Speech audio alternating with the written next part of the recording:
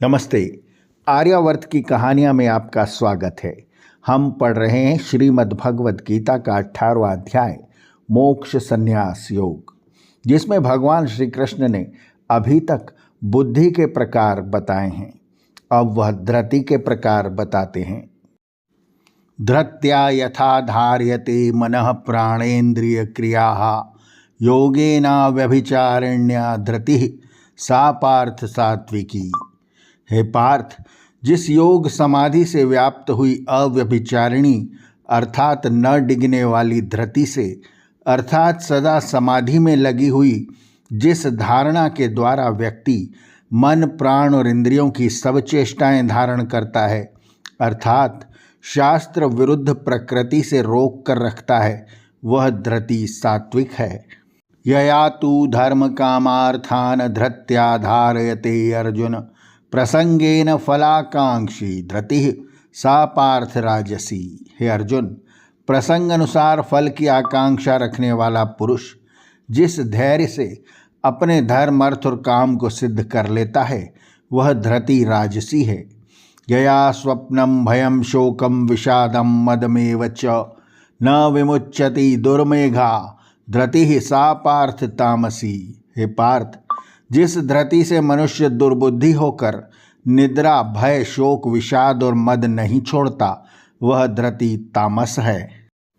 धृति शब्द का भाषा कोशी अर्थ धैर्य होता है, पर यहाँ केवल मात्र शारीरिक धैर्य से तात्पर्य नहीं है। यहाँ धृति से तात्पर्य मानसिक दृढ़ता अथवा दृढ़ निश्चय से है। निर्णय करना बुद्धि का कार्य है, पर निर्णय पर दृढ़ रहना मन का। अतः निर्णय को कार्य रूप दृढ़ता प्रदान करना मन का धर्म है। इसका अर्थ यह हुआ कि धृति मन और बुद्धि दोनों का मिश्रण है, जो दोनों की सहायता से उत्पन्न होता है। अव्यभिचारिणी का अर्थ है जो विचलित न हो, अर्थात अविचल दृढ़ निश्चय। सात्विक धृति में कर्म फल त्याग रूपी व्यापार का अर्थ कर्म का फलाशा त्याग से है। मुख्य कर्म तो फलाशा त्याग ही है।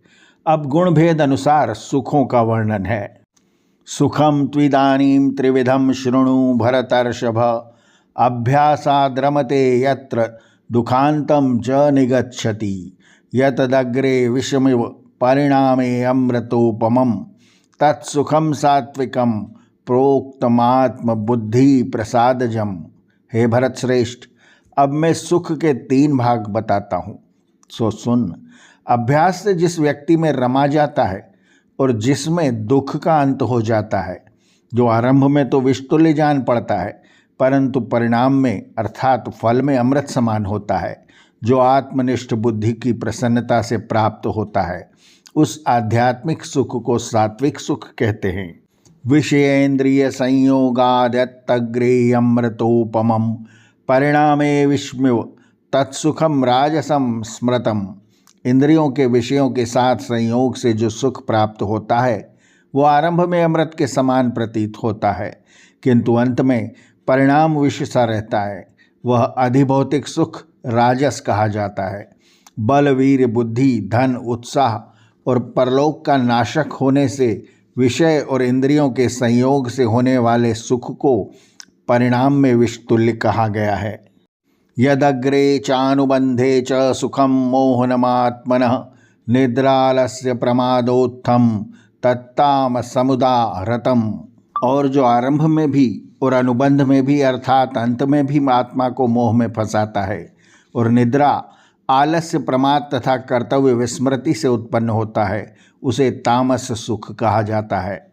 तामस सुख के स्रोत हैं निद्रा, आलस्य और प्रमाद। क्रियाशीलता रजोगुण का धर्म है और उसके विपरीत आलस्य तमोगुण का धर्म है। तामसी पुरुष को कर्म को टालने की प्रवृत्ति होती है और इस प्रकार आलस्य में ही वह अपने समय को व्यतीत कर देता है। यही उसका सुख है। प्रमाद यह सत्व गुण के लक्षण सजगता और विवेक के सर्वथा विपरीत लक्षण है।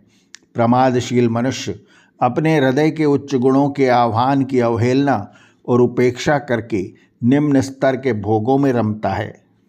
न तदस्ति पृथिव्याम वा दिवि देवेषु वा पुनः सत्वं प्रकृतिर्जैर्मुक्तं यदेभिः स्यात्रिर्भिर्गुणे।